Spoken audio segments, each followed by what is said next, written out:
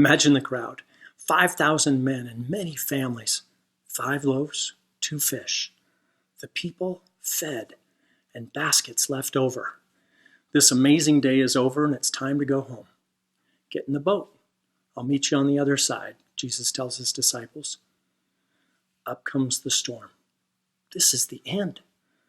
Then here comes Jesus walking across the water. What comes next is the ultimate trust exercise.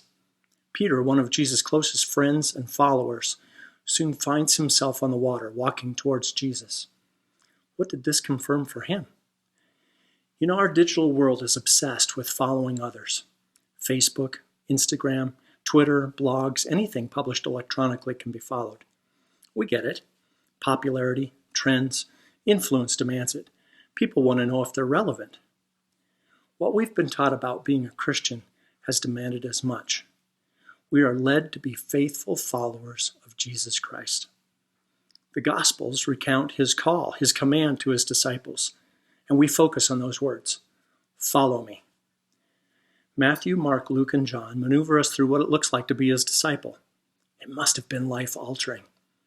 You know, I've listened to different pastors, evangelists, teachers, even friends speak to this very subject. Unbelievers should open their hearts to the truth. Interest seekers should move to commitment and following the truth.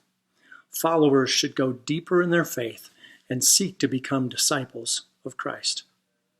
While I get that, that's not all we were called to or created for. Just to keep this short, I would draw the line in the sand right here. Stop. This will make an interesting soundbite. Following, hold on, Jesus. Stop following Jesus. Now don't turn me off yet.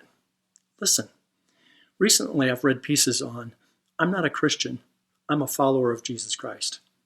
Thomas Jefferson is often noted for writing the Jefferson Bible, taking the teachings of Jesus and removing any reference to the supernatural or his miracles and his claim to being the Son of God. He was a Christ follower. Is that all we are? Have the supernatural, the miracles, and the Son of God been minimized in our lives? I think Jesus' prayer in John 17 is an amazing glimpse into what he wants for us. What is Jesus' aim in praying to the Father? Well, he asks for protection for his followers, but he moves deeper. He knows his crucifixion is coming. He asks that they may be one with him as he is one with God. Basically, God, finish your plan. Go further. Read 1 Corinthians chapter 1. Paul rips the saints, not followers, at Corinth for attempting to be followers. In essence, Paul is saying, stop following me. Stop following Peter. Stop following Apollos. You have been called by God into fellowship with Christ Jesus. Now here's a thought. Was Jesus' goal to gather more followers than the Pharisees?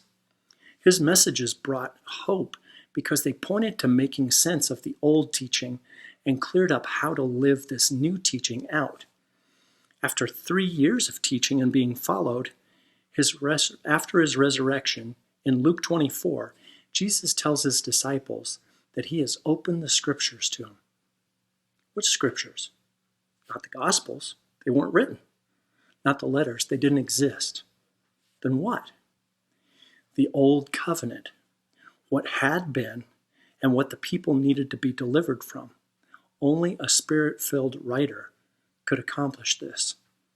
So 2 Corinthians 3 tells us the difference between being blinded by the Old Covenant and being set free to see the image of God in us.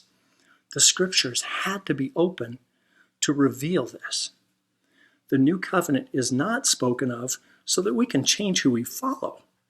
It's not that we need to join a new club. Instead, it opens our eyes to God's redemption story and his message of grace, inviting us to an entirely new life. Romans 12:1 and 2 tells us, do not be conformed to this world, but be transformed by the renewing of your mind so that you might know God's good and perfect will. Don't be conformed to this world. Well, what does that mean? How do you conform to something?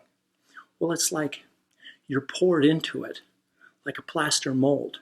You become a copy, an imitation, cut from the same mold. 2 Corinthians 3:18 tells us we are being transformed into the same image, the glory of the Lord. 1 Corinthians chapter 11 reminds us that we're imitators of Christ. This is different than following someone. We become the image of it, conformed to his Son, says Romans 8:29. It's what we were created for. Let's go back to the disciples.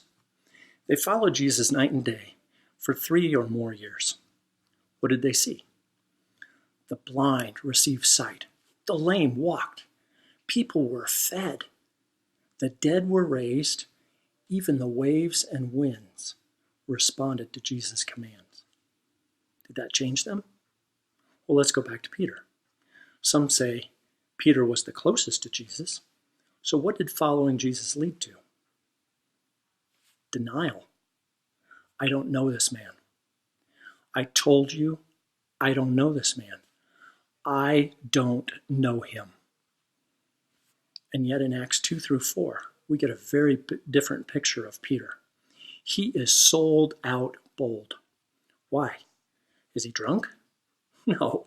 He says it's 9 o'clock in the morning. Oh, he has been with Jesus, the other leaders say in Acts 4:13. Apparently not enough. But Acts 4:8 says this. Then Peter, filled with the Holy Spirit that Jesus spoke of in Luke 24, spoke. And he was on fire. He was different because he had a new life living inside of him. What about us? I hear people say, I just want more of Jesus in my life. Newsflash. We have all we're going to get. We don't get any extra. There's no more to be had because when we received Jesus, we received all of him. We need to discover who we are and what's happened to us. And I'll tell you that this is a rare message.